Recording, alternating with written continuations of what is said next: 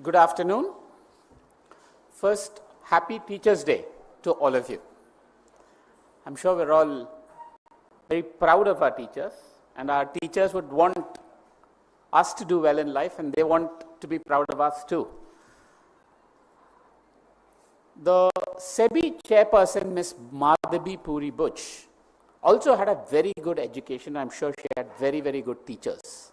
She went to top colleges. And I'm sure she is also hoping to please her teachers today on Teachers' Day. I want to give you a chronology and the chronology of events and give you a little bit more details today. And as I said in my tweet, there are lots of skeletons tumbling out of the cupboard of SEBI. Remember, SEBI is one of the nation's most important institutions. When we all talk about the 1991 economic liberalization under Dr. Manmohan Singh, we forget one of the important institutions that was set up under that program was the Securities and Exchange Board of India, SEBI. So it's a very, very important organization.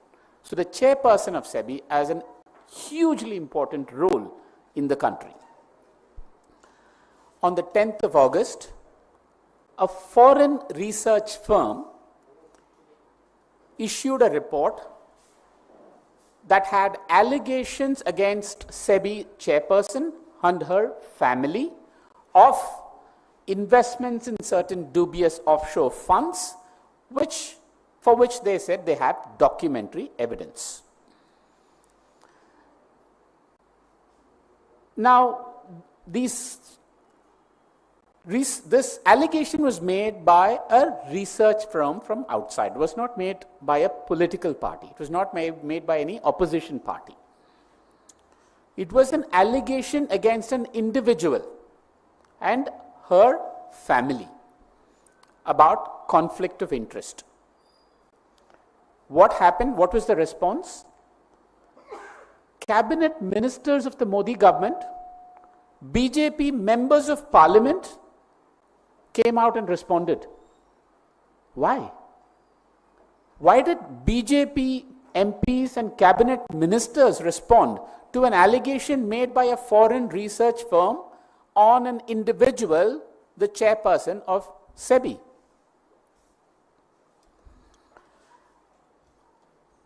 The next day, the same research firm said, we will provide more details. And they provided details of documents where they said, Ms. Butch's private firm earned income when she was chairperson of SEBI. And she had a 99% stake in that company. So they asked for more details. What should have been done? There should have been an inquiry. We're not here to say whether those allegations are correct or incorrect. Neither can Ms. Butch say that. There should have been an independent inquiry done. No. Now what happened? There is something called the Indian Venture Capital Association, which is an industry body, and the Association of Mutual Fund Investors. All of you, I'm sure, have some investments in mutual funds. And that industry body, they came out and responded. Now, what is Indian Venture Capital Association and the Association of Mutual Fund Industries have to do with the allegation made by a foreign research firm against an individual? Who is asking them to respond? Were they under pressure to respond? Did somebody from Delhi make a call to them asking them to respond? Why? Now let's move forward. On the 2nd of September, my colleague, Mr. Pavan Khera, had a press conference where he had some documentary evidence, and he said that documents show that Ms. Madhabi Puri Butch has earned income, or I think he used the word salary, but earned income from two places when she was still the chairperson of SEBI. Now the response came. This time the response came from ICICI Bank, because the allegation was that she earned income from ICICI while as chairperson of SEBI. Now, ICICI is only indirectly implicated in this allegation. The primary person who's been accused in this allegation is Ms. Butch. But the primary person never responded. The company that is indirect, implicitly accused, responded. And the response was, these are stock options. Or somebody said, these are retirals. This is not salary. This is wealth. All these different terms were used. You know, you remember Mr. Vinod Rai, famously, for notional loss theory. He would have called this notional income. Whether it is stock options or retirals or dividends, it is income. This was from ICICI. What was the allegation? Even if it was stock option, she's earning income from ICICI stock. Who is regulating ICICI stock? Ms. Madhavi Puri Butch. Is there a conflict or not? I'm earning income. Yes, I may have been given stock options much before, but my income depends on the stock price. Who is regulating the stock price? Me. Is that a conflict or not? There was a very clear conflict. Now, if there was a conflict, was this disclosed? Why was this conflict not resolved before she became chairperson? These are the questions to ask, not hide behind whether this is stock option or retirals or all these things. But I want to ask one question about that.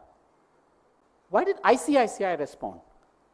I'll give you another similar example. There was a lady, senior lady executive, very senior executive of ICICI Bank, Ms. Chanda Kochar. There was an allegation against her. She was actually the CEO of ICICI Bank at that time. What was done at that time? She stepped aside. The board of ICICI constituted a committee under a former Supreme Court judge, and they did an inquiry. And that inquiry said, yes, she is culpable, and hence she resigned. This is what the same ICICI Bank did for a very similar executive at a senior position, very senior position, and both were in some sense peers, colleagues, Ms. Madhavi Butch and Chanda Kochar. Why were there two different treatments? Why did ICICI Bank come out and defend, saying there is no issue? Whereas they did not do that for Ms. Chanda Kochar, which was the right thing to do, set up an independent inquiry. So on the 3rd of September, my colleague again responded to ICICI Bank with more documents, with more details. And he also said, we have further evidence, further documents.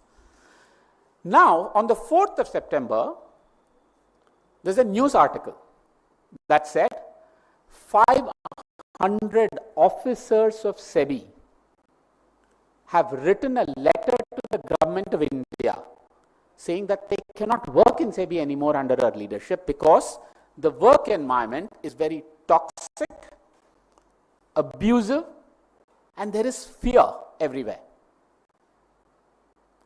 This is under Ms. Madhavi Puri Butch's leadership, and 500 officers of SEBI have written this letter. These are not junior officers. This is not an unknown entity. This is a very important entity, SEBI. I am not saying they are right or wrong, but what was the response? SEBI responded today saying these 500 officers are being incited by some external forces, by some outside forces. If 500 SEBI officers, you think, can be motivated by outside forces to complain, should they be officers in the first place? What are you saying? Are you demeaning your own officers, your own staff. Is this the status of SEBI today? The country's most important regulator. Now let's come to today. Today, there's another very damning news item. Again, remember, these are news reports. These are not Congress party allegations. These are news reports. And what does that news report say today? It said, Miss Madhavi Puri Butch actually did have 2 employments.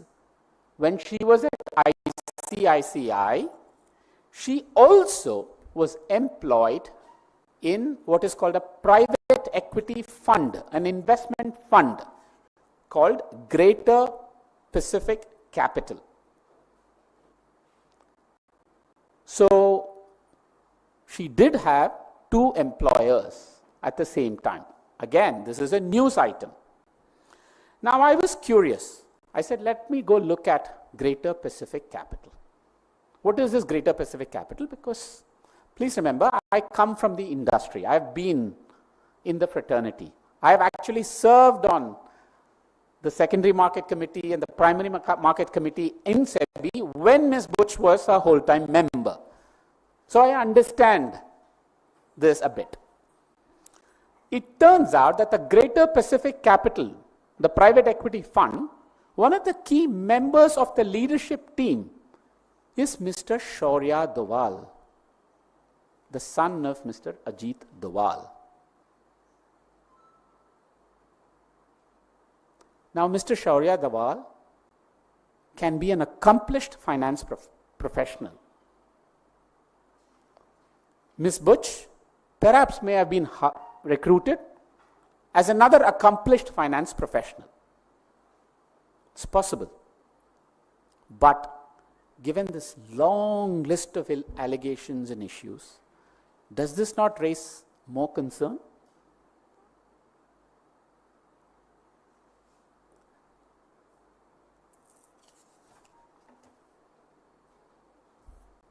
The real question to ask is, why this hesitation to conduct an impartial, objective inquiry when there are so many skeletons that are tumbling out of the closet every single day, including today's, which is quite astonishing? Then, should there not be an independent inquiry? As a former professional, finance professional myself, I have personally received several calls from foreign investors asking, what is the status of the market regulator? Can we trust India's securities markets? What is happening with the integrity of the market regulator? Because remember, the strength of any securities market, equity markets, depends on the trust, integrity, and the strength of its regulator. The Congress party wants very strong, robust stock markets in the country. We want foreign capital in our stock markets. This is too important for the country. This is a national issue. If foreign investors are getting concerned and there are doubts about the integrity of India's stock markets because of a series of allegations against the chairperson of the market regulator, is it not in the national interest? Is it not in the national interest to conduct an inquiry, get to the root of this matter, and resolve it? In fact, that is exactly what we have done as a country. Remember the Satyam scandal, which rocked the markets? That's exactly what we did. And there have been other such scandals. But Why this hesitation to conduct an inquiry? There are many documents that are floating around from what is called whistleblowers, internal employees, insiders. In fact, there is a group of investigative independent journalists who also have a website where insiders are encouraged to blow the whistle and submit documents. It's apparently called indiawhistleblower.com, where the Congress party has nothing to do with this, but this is a group of investigative journalists and documents are pouring in. And there are more and more documents that are coming. So this is not healthy. The real question is, who is being protected here? Remember, soon after the election results, I sat right here along with Mr. Rahul Gandhi, and we raised the issue of exit poll stock market scam. There was nothing. The same securities market regulator, Ms. Madhavi Puri Butch, and SEBI did not do anything about opening an investigation into abnormal trading activity on the one day before the exit polls. We presented evidence and data. So who is being protected here? Why this quiet, eerie silence on the part of the government and Ms. Madhavi Puri Butch? There will be many more such information and skeletons that will tumble out in the days to come if we do not put an end to this immediately and conduct an independent inquiry. Thank you.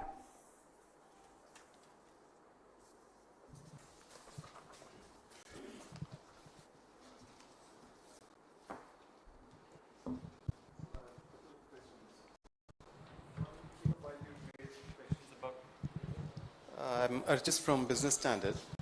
I have a couple of questions. While you've raised questions about, integrity and trust, but that doesn't seem to reflect in the market performance. It's going up and continues to attract investment.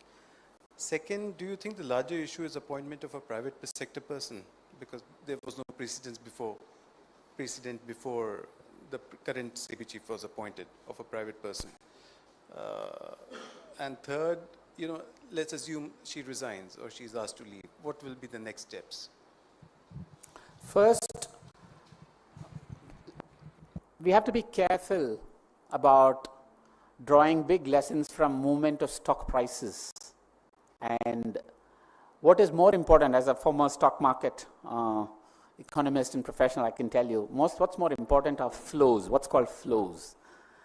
Flows can be low, but prices can still go up. So let us not get carried away by stock market movements, and that too daily stock market movements. The fact is that the integrity and the credibility of India's stock markets are under question. There's no doubt about that. And almost all of what I've listed today are actually not any political allegations. We did not come up with any of these. These are being reported widely. The second question about, is the problem in appointing a person from the private sector or a lateral entrant? Absolutely not. It is a problem of the individual. Please remember, we've had fantastic people from the private sector, lateral entrants, including the former Reserve Bank of India Governor, Dr. Raghuram Rajan, and other such. We've had many chief economic advisors in the past. So the RBI is perhaps an equally, if not more important institution than SEBI. They're both a few kilometers away from each other in Mumbai. So when the RBI is able to function very well, in fact, one lateral entrant, former RBI governor, even resigned he was perhaps the first RBI governor to resign after demonetization. and he was a lateral entry, and he had such high standards. So we should not pin the blame on recruiting people from outside. So it is really squarely a problem of the individual. On the third, it is not about whether she has to resign, whether she has to. It is very, very clear that she has to step aside and allow for an impartial inquiry. That is very, very clear. And I want to be cautious because the Congress party also wants a very strong and robust capital markets. We want foreign investments. We don't want panic in the markets. We do not want foreign investors to get scared. So let's not rush. So the right thing to do is to have an impartial inquiry. We're not saying resign, we step aside and allow for an inquiry. And based on that, let us take next steps. Thank you. Okay? Thank you.